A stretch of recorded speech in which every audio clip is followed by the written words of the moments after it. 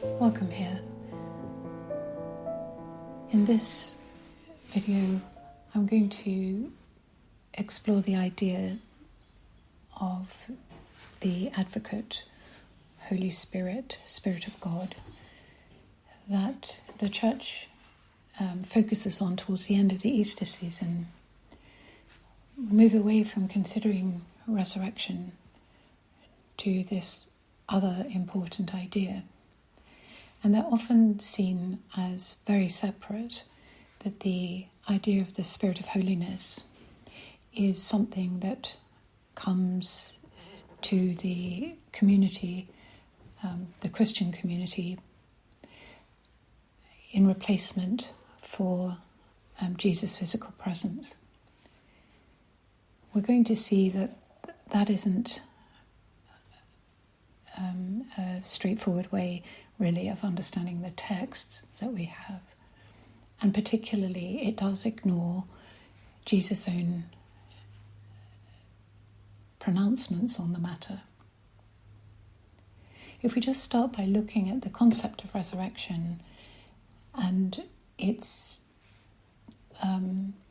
difficulty for many people who aren't Christian, it's certainly pivotal understanding in Christian theology, but many people, understandably, find it bizarre and unbelievable, and many Christians understand it sort of mythologically to get around that very issue.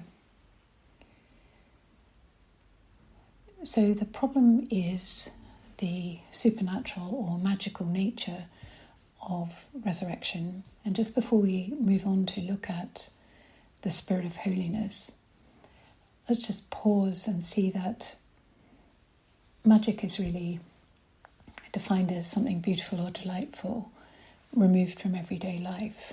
So we can see it in that way. And in our era, in our culture, magic is seen to be, first of all, profoundly not true, and secondly, that one should be very suspicious of it, that it is counter to Jesus' teaching, counter to being a Christian. But if we look at this definition, or a real understanding of magic, before it became something that the Church began to oppose very vigorously, it was talking about the marvels of hidden or obscured natural forces that most people couldn't understand how things worked.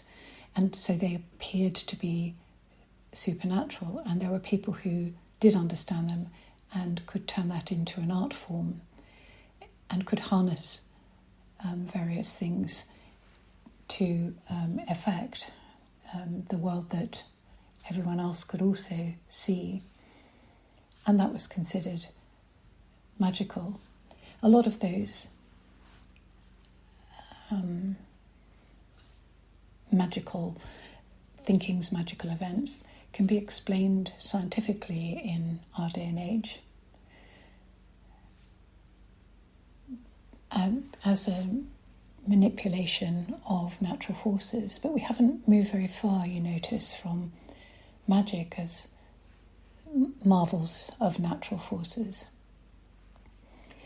And of course, most common understanding of science is not very well-grounded, and it's essentially sort of Newtonian, vaguely Newtonian, and Newtonian physics has been debunked.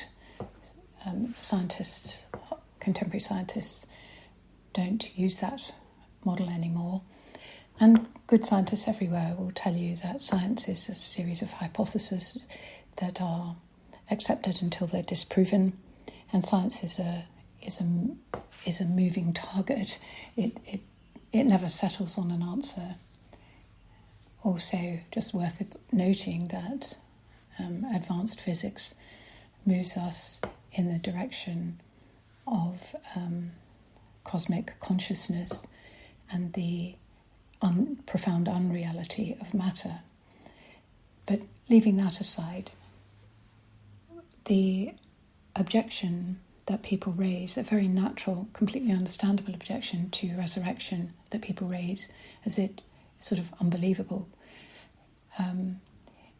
is unbelievable in that way of thinking, and not doesn't have the same difficulties if you come at it from a more mystical understanding.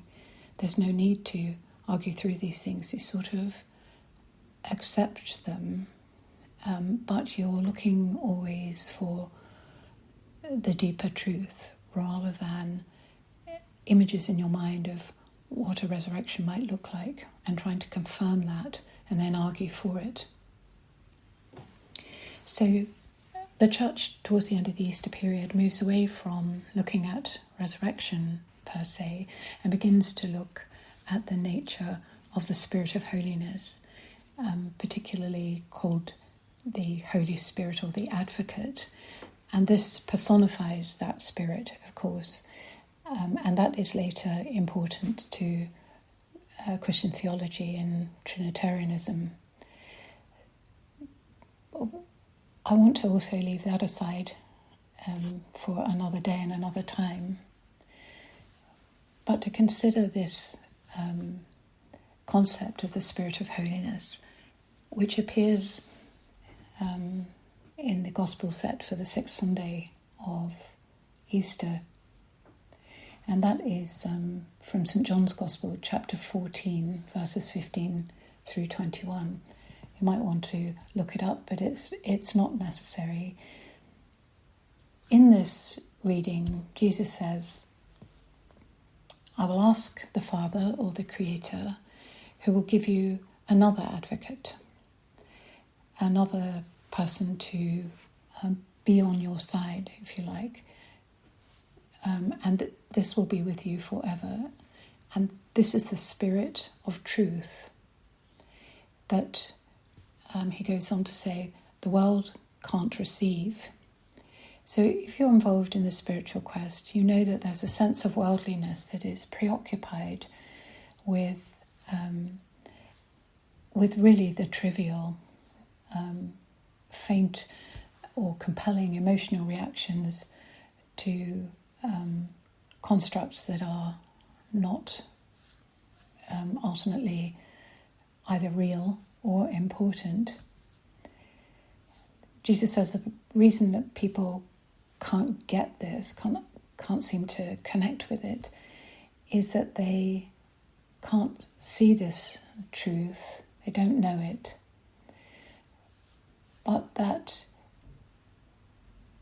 the listeners, which we could rename them as those who are seeking after God, do know this Spirit because it lives in you, lives with you. And because of that, this Spirit of truth will manifest in you. So in other words, he's saying it's already there, but you need to kind of discover it in yourself. There seems to be a sense of future tense, that in the future you will understand this or experience it. And the translations often sort of encourage that direction of thought. But while he says it is going to remain present with you, it's going to be in you in the future in a different way. These seem to be contradictory, but if we think in terms of a spiritual awakening, we can see that actually both can be true at once.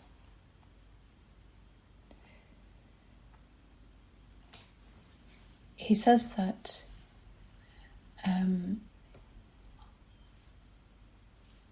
But when the world can no longer see him, those who are interested in his teaching, who want to pursue this path, will still be able to see him because he lives in them, and in that life is their life too. There's a suggestion in the translations that he is going to come to these people, and that is a legitimate translation, exomai, to come, to enter.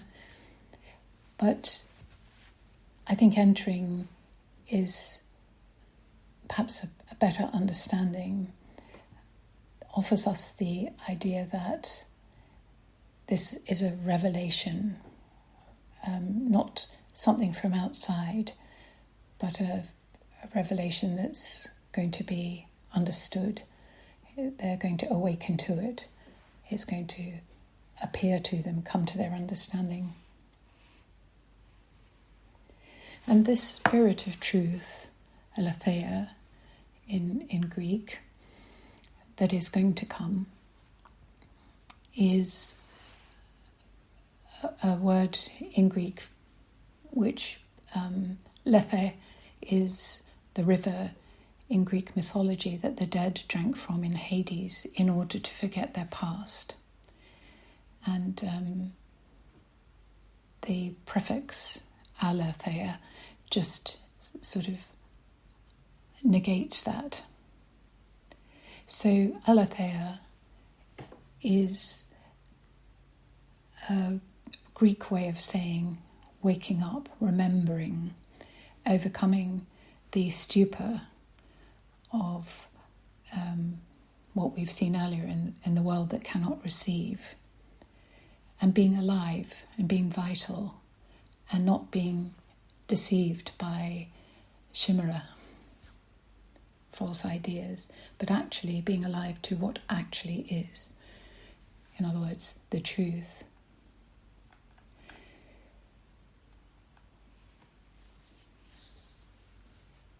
This passage contains a lot of reference, or is addressing, I suppose, human anxiety, human neurotic responses to all sorts of things like loss and absence, particularly the absence of God.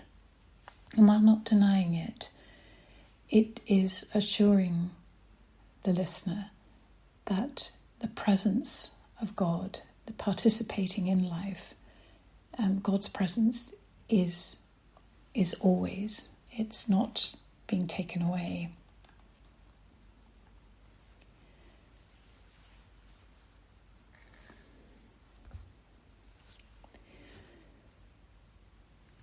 So the definite indication is that we need to open ourselves up and wake up to this truth, to this presence in us.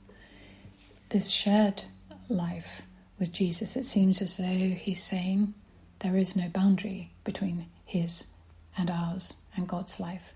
There is if you like, a life, a truth, a way, and we have complete access, but we need to stop this round of rather neurotic, worldly concern to be able to fall deeper into truth.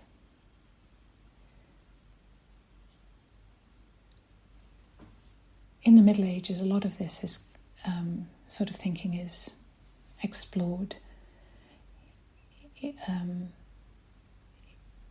the thinking of theologians that are understood, sort of still famous in the church, or famous to people who do theology in the church. But it was also understood and explored by other people, including people that later were seen to be, by the church, to be very dangerous and difficult in their thinking. Gnostics was one such group. And there are others.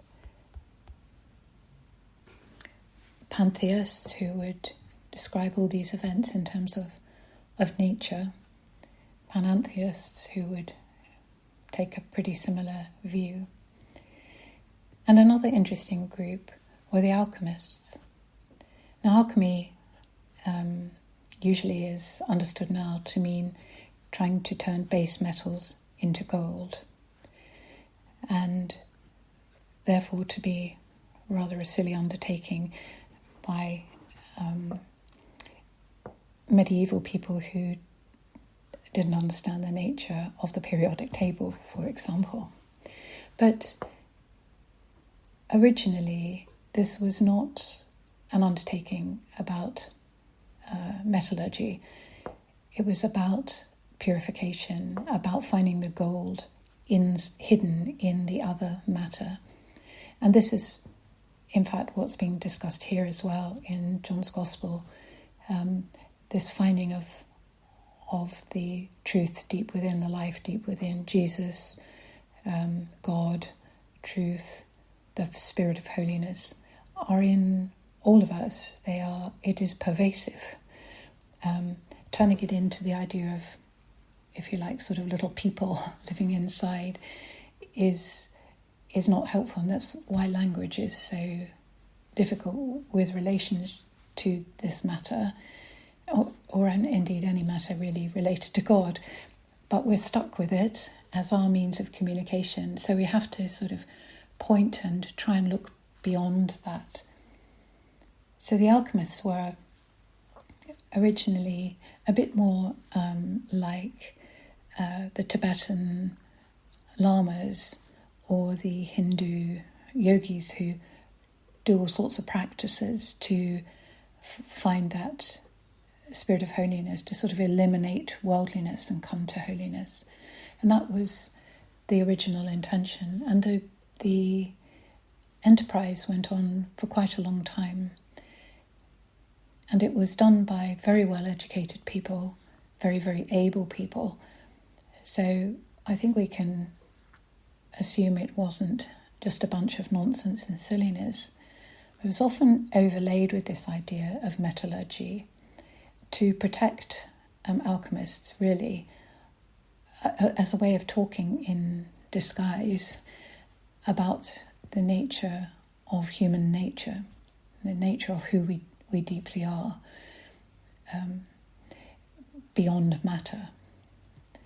And already it was becoming difficult to talk about these things in terms of church without being ostracized or persecuted or shut down, being able to publish anything, being able to have discussions with other people interested.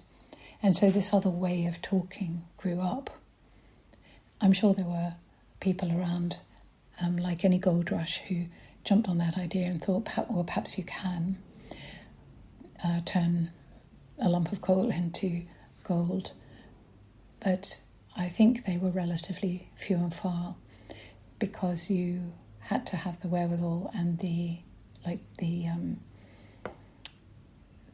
economic wherewithal, the status, and also the understanding, the intellectual understanding, to be able to operate any of those kind of ideas or practices.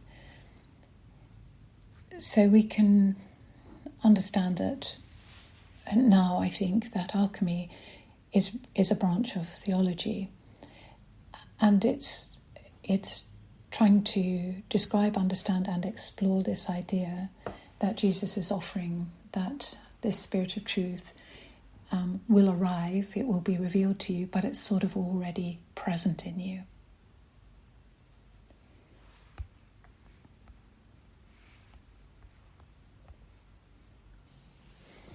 It's somewhat magical in magic's true definition. It's beautiful, delightful, and removed from the everyday understanding or the worldly understanding that Jesus has referred to.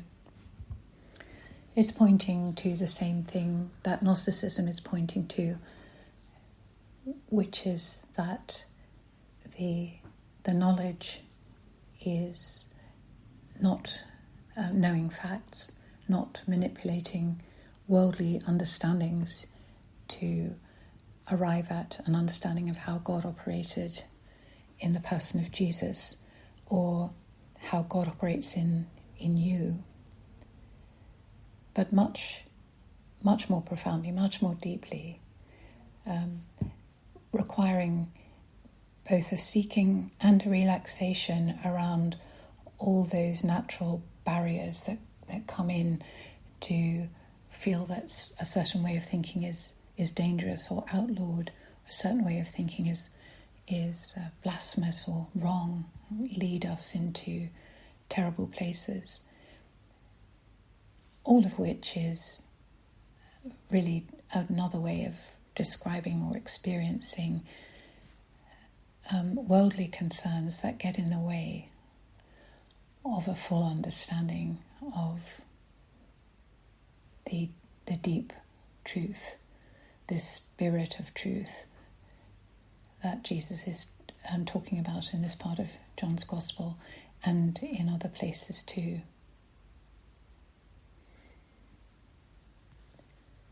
So we can take away a couple of things. God's presence is ubiquitous. God's presence is in you. There is no way of distinguishing that other than by using the mind in its obsession with the world,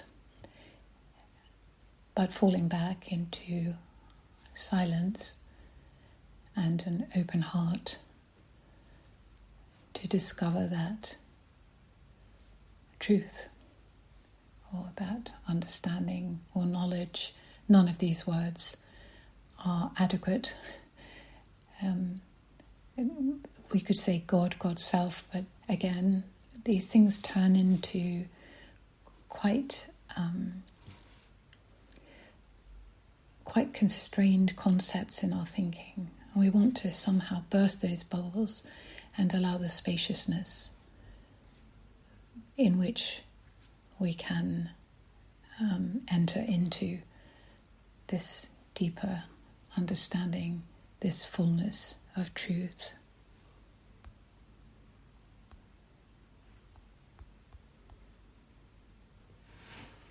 This is the contemplative path, the path of mystical understanding of God, God's self, and of your true nature,